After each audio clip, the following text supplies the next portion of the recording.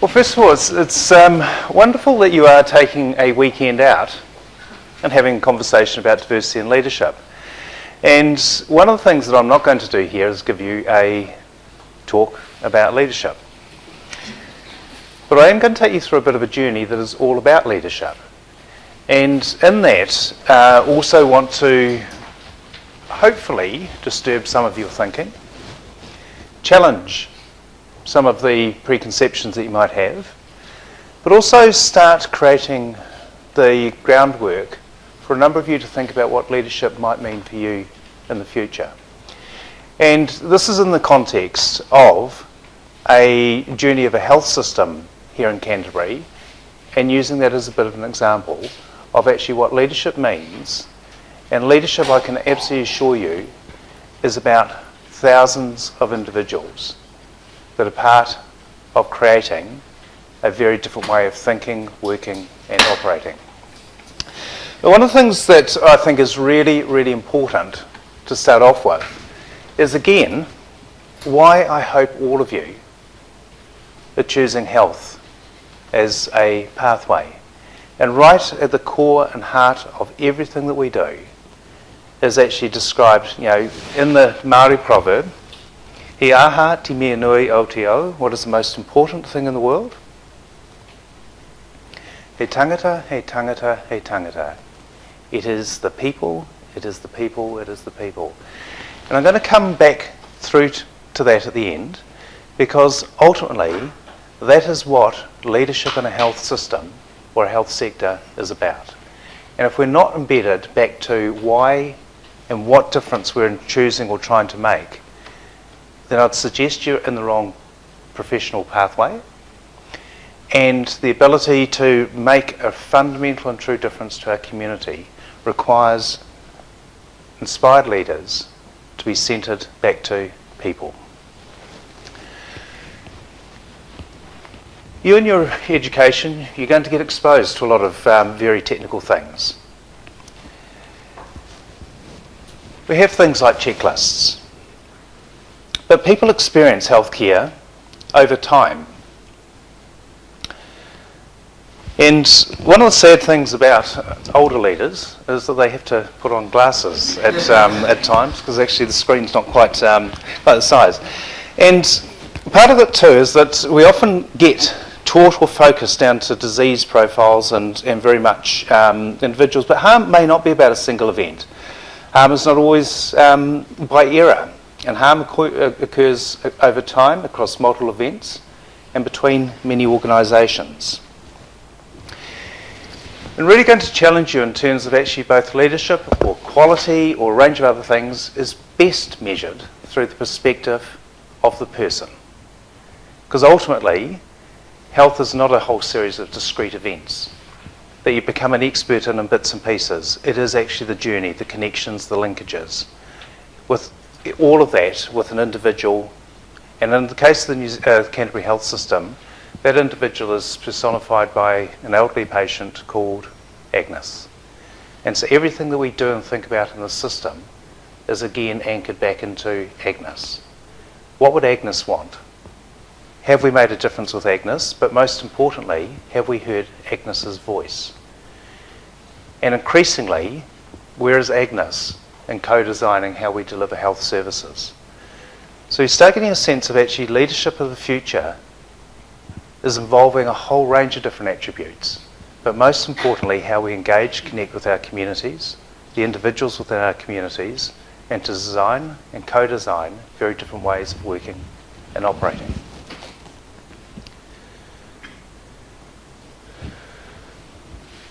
So the solution to a growing and ageing population, and one of the things that you'll continue to get thrown at you all the time, is actually we've got these problems coming our way. And I don't want to be a problem as I'm increasingly ageing, and I don't actually want to be seen as a problem. What I do want though is actually the opportunity for a system to walk with me or alongside me to help me achieve the very best that I can in the life that I've got.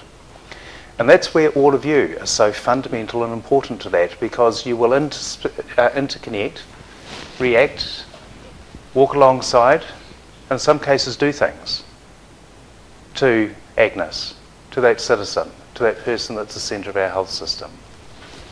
But what we are trying to look at is how do you get a balanced, person-centred, clinically and financially sustainable system? How do you deal with all of those competing challenges, issues and pressures to ensure that in fact everything that we're doing is based on doing the right thing? So one of the challenges that I'd have throw back to you is that actually healthcare is a system. And I think still one of the biggest challenges and gaps and holes that we have in health is actually system leadership. And I'm going to touch on what a system is and the very many aspects that when you look at that through the context of leadership is going to impact on all of you at the various stages of your professional career. It's important to seek to understand variation in a system and its causes, and to use data in a systematic and dynamic process of continued improvement. But most importantly, it is creating an environment of trust, relationships, interdependence, and shared purpose. And if you want a definition of leadership, that is probably it. It is about creating the environment to enable others to flourish. Is the ability to create the environment for people to do the very best they can. It is creating the environment for people to be able to hear and to listen, and also to have the courage to do the right things. And all of that comes down to relationships ultimately, and all of that comes down to people. So first of all, one of the most misunderstood creatures in health that all of you will be connecting with in one form or other is district health boards. And district health boards are many things to many people. They are not district hospital boards. They are district health boards. And they are responsible for the planning and funding and providing of health services to our population. And just to give you a context, with Canterbury, our population now is up to 548,000. The funding that we work within is about 1.6 billion per year.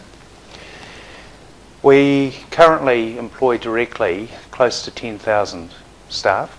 So that makes the Canterbury District Health Board, and just to put into context, just about the same size as the New Zealand Police Force. We are the same size as MSD in the country. And in addition to that, we have about 9,500 other people that work in our health system. And you're going to notice that I'll stop talking about a district health board, but talking about the Canterbury health system.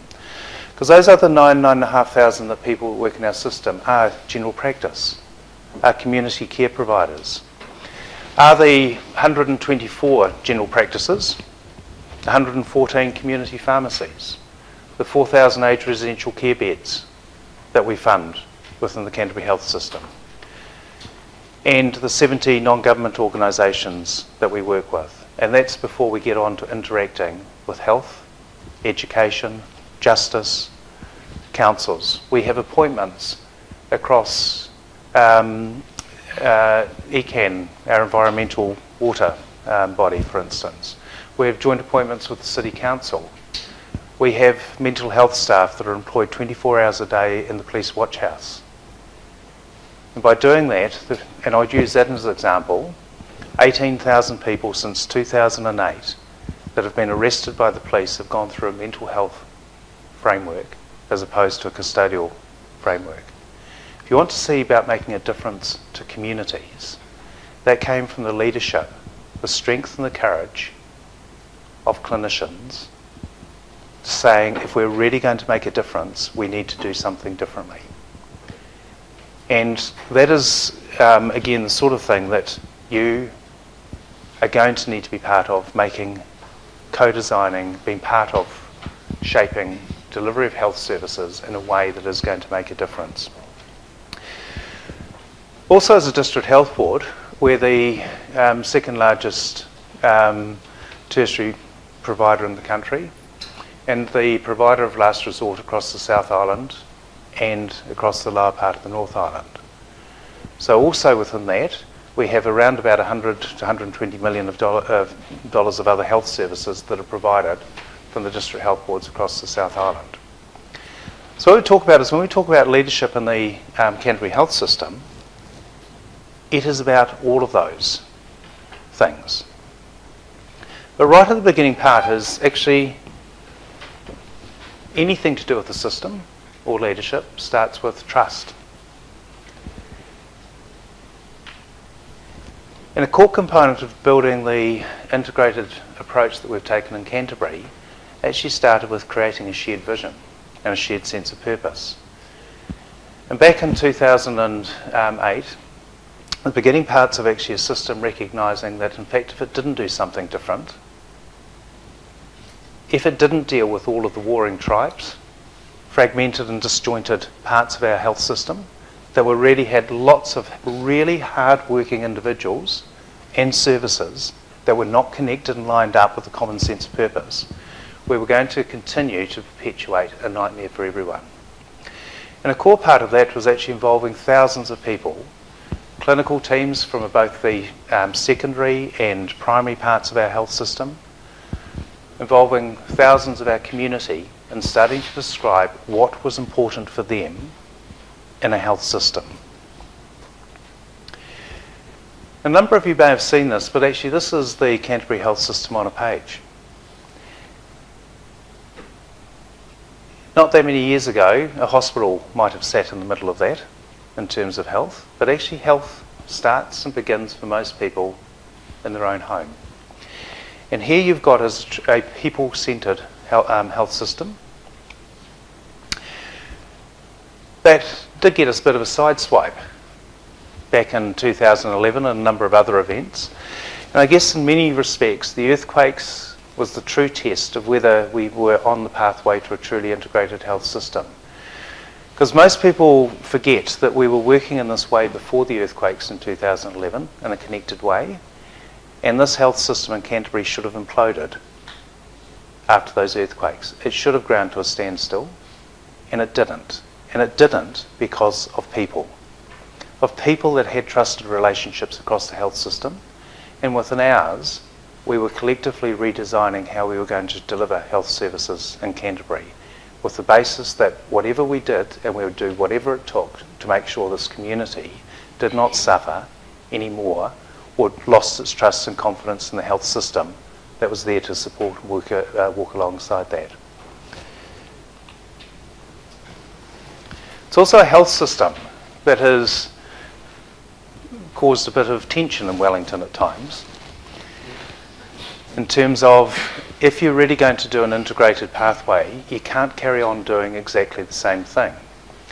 So we have become a wee bit of expert at taking a lot of national agreements, disaggregating them so that actually no one really knows what they are in Canterbury, to enable us to do what we need to do, and then retrofitting a lot of our reporting back into national frameworks.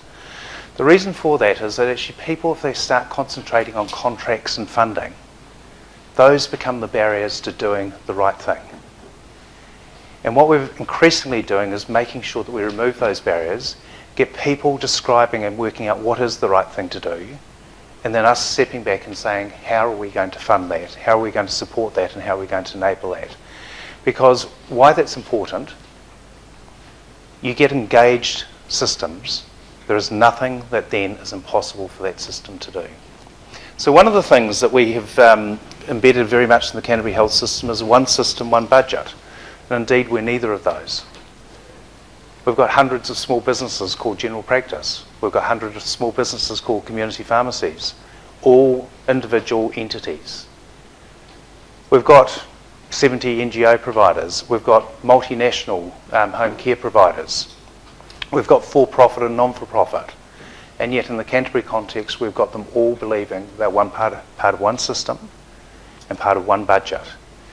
And the core element, again, is we're becoming increasingly boundaryless. We've stopped talking, or talking less about individual organisations. Sometimes we get confused about who's working for who, because they're in and working in different providers in different situations.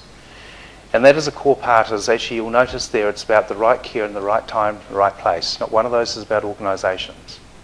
They are about how do we align things to make sure that our community are getting the right care. The role of the District Health Board actually is to make sure that we're funding the right things for our community. But the other most important bit for the District Health Board is actually to enable the clinicians working within its system to do the right thing. Sometimes those are not always perfectly in balance, but actually that is the core driver of what it is and where we need to be. And then taking a whole system approach, the core component, and again I'll touch on a wee bit, is using data and evidence to inform and drive decisions. And that's data and evidence that is real time. And in Canterbury now we're running about 70% of the Canterbury health system with real lifetime data and information. And it's really incredible, the more we continue to look and understand that, is how often we have been doing the wrong things, or by rethinking and re-envisaging what it is we're able to do, the impacts that are able to occur on delivery of care are profound. Health system leadership also is about health professionals across the system working together. I guess one of the biggest benefits that we've had from the earthquakes is surgeons who didn't really know that home-based care support existed, really didn't know the importance of an engineer keeping power going while in the middle of an operation, have actually become experts in all of those areas. The reason for that is they have now started seeing themselves as part of a system that is reliant on so many other disciplines to enable them to do their job, and the profound respect that they would not now think about not having those people involved in their conversations about delivery of care. It's a really profound difference that is underway. The core of a system too is actually entities like district health boards do need to create an environment where clinicians are trusted. Because actually if you're going to build a system where leadership is embedded in that and the core element of that is trust, you've actually got to live and behave in that particular way. And the core element of that is people giving up perceived power. Because by giving up perceived power, because actually if the day that I ever think I've got a lever I can pull it and it's going to make the blindest bit of difference, I'm totally delusional.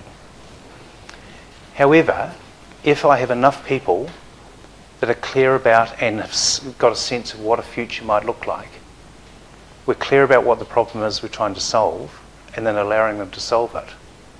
We've got literally thousands and thousands of some of the brightest, most intelligent, capable problem solvers that exists in the world. And that again is creating the environment for people to solve and create a future. Care pathways are redesigned, funding is rearranged to support and align with what's happening. And the one thing that really frustrates me most is whenever I hear people saying we can't do this because of this contract won't allow us, or actually who's going to fund it. That there, we've actually just all consigned ourselves to carrying on doing exactly what we're doing. And that's not probably the smartest thing in the world for any of us. The patient is the middle of the process and the system responds well to external shocks. And part of that is actually whatever is designed has to be able to weather the unexpected. And in our context here at the Canterbury earthquakes, it was actually a system that was able to have probably the ultimate challenge thrown at it and for it not to break. And adaptive leadership in action. So health is not about a series of, is a journey, not an incident. And one of the things, actually, if you're going to have a health system working, you need every single part of it to be working. And for every single part of it to be working, you need all those parts to be connected and interacted and working together to a common purpose. And again, that comes back to the home at the heart of it. A connected system. And today in Canterbury, 535,000 Cantabrians have a connected health record. By the end of May, there'll be 930,000 people in the South Island have a connected health record. So when we talk about that, if you went to see your GP an hour ago, your latest information will be available to your health professional anywhere in the Canterbury health system, or indeed increasingly in the South Island. So a connected health system, one that is actually centred around people, and increasingly the metric we're looking to do and to drive everything is one that aims not to waste their time. The flip side of this here in terms of a people-centred system is people, we can think of them as patients. Patients are people all of the time, they're only patients part of the time. But the other flip side of that is the people that are involved in the provision of care. And again, those two end up having to run very much hand in hand. It's about shared ways of working.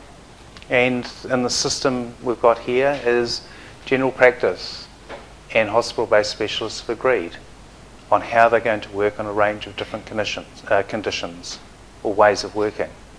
You could step into the Canterbury Health System today and you're stepping into a standard operating model in terms of actually how the system is organised.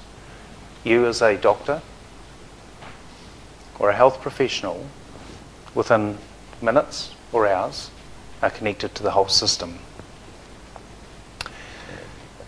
Also the community-faced component in terms of our community knowing where to go for the trusted source of their health information. And we're in the process of fully implementing hospital pathways, which is the embedded part of again how care is organised and provided within the hospital setting. Each and every one of these have been driven and developed by leaders. Not by me at all, but by leaders. The hospital pathways, we've got a number of senior doctors, a number of junior doctors that are shaping and driving and bringing that to life. It has also got our planning and funding functions and teams embedded within that. It has got our data experts that are part of that in terms of making sure that everything is integrated. It's also about working with primary care to fundamentally redevelop primary care models or business models that are about how is it that they're able to see and deal with more patients or more of their community, but at the same in different ways, but at the same time remaining sustainable. Because there's no sense doing something if you can't afford it or you can't get a kind of an appropriate lifestyle out of that. And the Travis Road Integrated Family Healthcare Centre here is just a wonderful example of the difference that they're making to a community that has just radically changed the way they're organised. And really interesting in terms of, this is just the rate per 1,000 attendances at ED. The average in Canterbury is about 180, and that is incredibly low compared with the rest of the country and Australasia. The UK sits at about 360 per 1,000 ED attendances. Travis Road, in terms of the connections and the way of working, and they've got some pretty complex registered patient group there, is down to 90.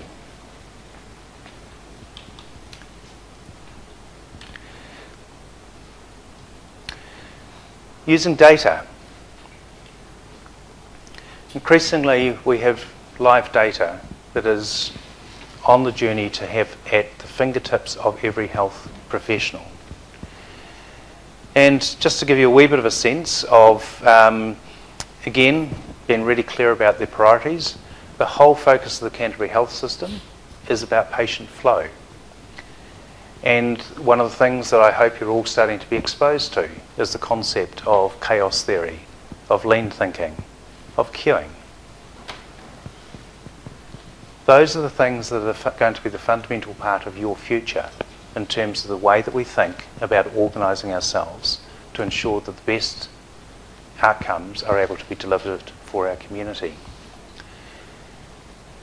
This is the 8 o'clock handover of the medical teams every day at 8 o'clock. And the old grizzly ones on the right side are the consultants. This is run by the junior doctors. And what you'll see sitting behind them is all the live data and information that also is part of their thinking about where and what the flow is through within the hospital. That again is leadership in action of senior consultants creating the environment for the junior doctors to make the difference, to lead. So there's two lots of leadership there. The junior actually taking the leadership role and making the decisions. The seniors creating the environment to enable that to occur. Everything in every part of the pathways has data and information that is sitting there in terms of being able to track and work out what it is we're doing.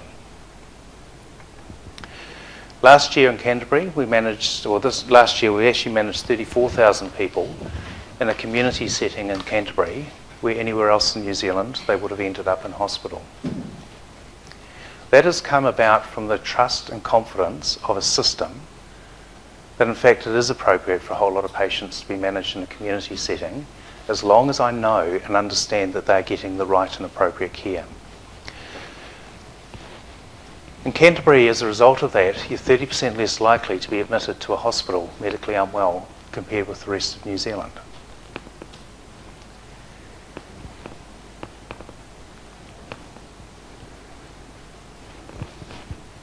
This is the number of ambulances. And one of the things you'll notice with this is actually it is flat. Because now we don't have ambulances coming to the hospital. With shared information, increasingly people, response team into a home will deal with the individual in the home, with the availability and access of information, with agreed protocols in place. If they do need to, and in many cases, if you ambulance has been called out, the patient has got high blood pressure, if that's a normal part of that, it's not a reason for them to be taken to hospital. But in fact, there are other choices and decisions that need to be made. And that may involve some treatment there and a care team coming in the morning to see them in their own home. Or indeed, they may need to go to the after-hours practice with general practice. And if they're really complicated, they may need to come to hospital. Again, it's part of a system that is trusting itself, that is co-designing how it is working and operating, that is fundamentally changing the core and way or the nature of what is now coming into a hospital. That is leadership in its most profound sense. In terms of falls, Canterbury, interesting enough, we're the second fastest growing population in New Zealand. How many of you knew that Canterbury has got the sixth largest Māori population in New Zealand? We have more Māori here than Tairāwhiti or Hawke's Bay, Rotorua. Not many of us think about Canterbury with a substantive Māori population. And this is the bit I bet you don't know, it is also the fastest growing Māori population anywhere in New Zealand. The reason for saying that, and we're also, the other claim to fame in Canterbury is we've got the largest population in New Zealand. And that is the other part, is why we're needing to be at the forefront and cutting edge of what we're doing. So part of that is we set about changing our whole approach to falls. Not so much once you get into hospital, you fall over, break your hip, and we do some harm and damage with you there. That's a different part of what we're needing to do. We've taken the approach of actually how do we use the system to prevent or stop people falling in the first place.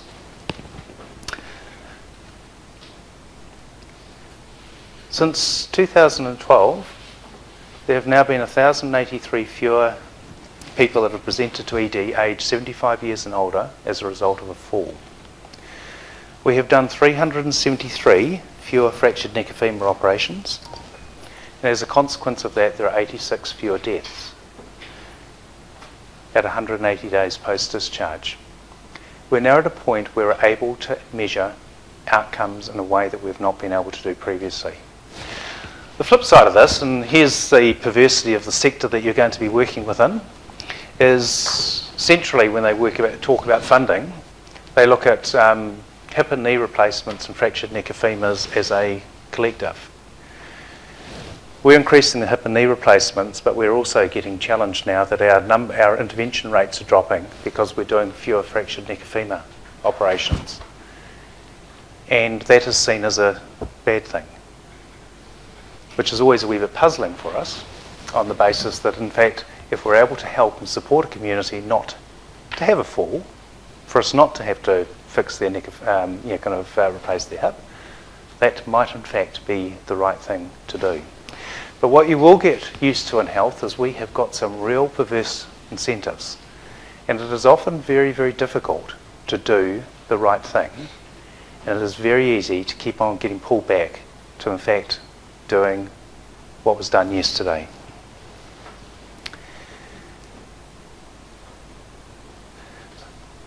So again, it's re-emphasising we need a whole system to be working for the whole system to work. The other bit about this is actually the outcomes framework. We again have got live in Canterbury and continuing to build on this. Is one of the things is we want to have a system that is able, no matter where you work in a system, of how you're contributing to the outcomes of a community. The outcomes framework, right at the heart of it, is Canterbury people are well and healthy in their own homes, surrounded by a connected system, centred around people that aims not to waste their time. There's a number of high system level goals. Things like no harm or needless death, fewer people need hospital care, living within our means, people supported to stay well. And then we've got a number of strategies that fall around that. And just to give you a sense, is delayed and avoided burden on long-term conditions. What you're able to see here is just with COPD. The difference with the graph there is about 3,000 hospital bed days a year, with now about 35% of all people with COPD that we would have traditionally managed in hospital being managed at home, nowhere near the hospital. Increased planned care and decreased acute care rates. This is a bit too in terms of Canterbury compared with the rest of the country. 30% less likely to be admitted medically unwell. In fact, while our number of admissions has continued to rise, the actual number of bed days is continuing to drop. The acute medical admission rates, you can see Canterbury compared with the rest of the country. This is the part of how do we actually know what we're doing is working? What is the collective impact of leadership in a system? And can we in fact measure it? Actually, Canterbury, of any of the large district health boards in the country, and indeed of any provider in Australia, has the lowest length of stay for both its acute and elective component. And yet we're doing some of the most complex care of any health provider in the country. We also look at, again, the number of people that are supported living in their own home. Is it making a difference? And one of the things that we have now able to demonstrate is that in Canterbury we were experts at putting anyone that was aged 65 years and older into an aged care facility. And on average they'd be there for about 78 months. Today in Canterbury, people are in there for about 24 months on average. And the amount that we spend on aged residential care today is less than what we were spending in 2007, despite the fact that we have the largest oldest population and one that is increasing at a faster rate than the rest of the country. And decrease avoidable mortality. Here's an interesting one for surgeons, starting now to look at mortality 180 days post-discharge of an operation they've done, with the question is, should they have done the operation in the first place if the person died 180 days out with a relationship to the condition they had?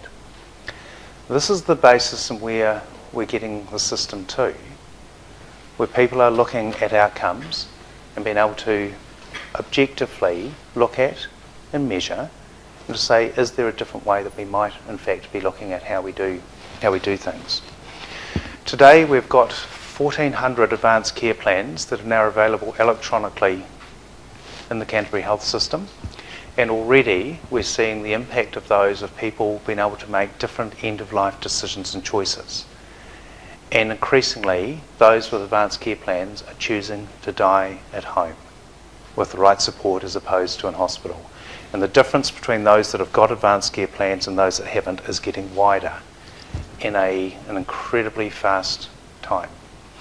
again, it's starting to shape the conversation around end of life in a way that is very, very different than what we used to able to do. That has been driven by our Consumer Council in conjunction with clinicians, but it has been led by the Consumer Council. It has been led by Agnes. At the heart of that, saying, where am I in the conversations about me at a particular important part of life that needs to have my family and others that's maybe warring and arguing and fighting and scrapping about what I'm doing within that. So that is all driven from a shared sense of purpose, a shared sense of actually what all of these different entities, what all of these different people are attempting to do. Healthcare is not about hospitals, it is about a resilient system, and I'm just going to fly over this for 2 seconds, is what we're trying to embed as a new way of working, is actually in the context of being really clear about what it's doing, how do we enable you as clinicians, as parts of teams, just to get on and do the right thing, not to be seeking permission, but if it's the right thing to do, to get on and do. There are some other things that in fact we do need to discuss, but you'll decide, but we do need to kind of be aware of that. There are some other things that actually we will decide, but we won't have done that without your involvement and connections with that. And every so often, the Minister of Health does have some very clear expectations that sit there. So what we're trying to do is, again, make it easier for people to make choices and decisions within that. So elements of success in service delivery, team-based approach, that is a fundamental part of leadership. And again, increasingly we're looking to how do we support and embed people into teams, and what does leadership mean in the context of teams. So we're just in the beginning parts of starting to train teams as teams in the context of leadership within that.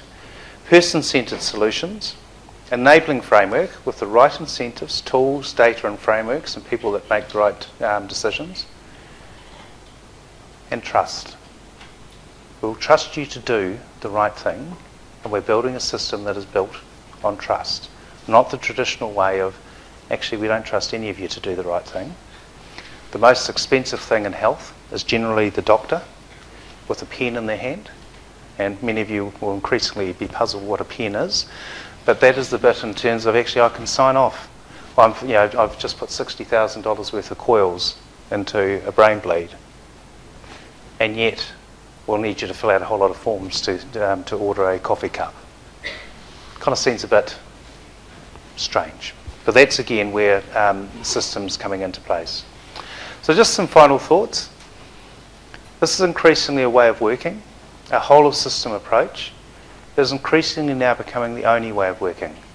And what that is also is quite confronting for some individuals within that in many cases have actually not been exposed to or have actually not been embedded in that sense of working together, working in teams and collective impact. Drives change based on best care for patients, irrespective of and despite structures, and continues to adapt and evolve. What are we dealing with in health? Decisions over how best to use limited amount of resource. Different professional and community groups have different interests and priorities which often need to be reconciled. Organisations have interests in their own viability and influence. Information is often unclear, only available in the longer term or incomplete for the system as a whole, and easy to get trapped in short-term adversarial positions in a zero-sum game. And the last bit I'll leave with you is that generally speaking, in those sort of systems, something is missing. Generally, it is people. So hopefully that will leave you with a few thoughts. Hopefully not a lecture about what leadership is or isn't, but to give you a context that actually leadership matters. And leadership has lots of different lenses, ways of working, ways of connecting, but most important, for effective leadership, you've got to build trust, you've got to build relationships, and actually you've got to be able to create an environment that enables those that work with you to make it easy for them to do the right thing. And if you can just walk away with those elements in your head, you'll be well on the way to making a huge impact in the health system that you work within, the communities that you work with.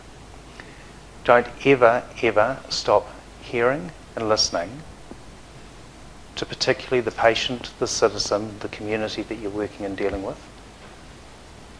Never treat them as dumb or difficult. They can be challenging, but also they've got some of the most amazing stories and the journeys and what they bring of their own life experiences to saying, hey, at this particular point of time, I'm entrusting you to do the right thing for me or to enable me to make the best choices I can at this particular point. So I'll leave that there, and hopefully that will give you just a wee bit of thought, a wee bit of context as you spend the next, or the weekend. Challenging, thinking, getting your own heads around what leadership may or may not work for you. The days of actually the person way out there or someone that's going to make a difference or the decisions that are going to affect you, while they still exist, they're becoming fewer. It is what and how you are going to make the difference that is going to be really important. So thank you.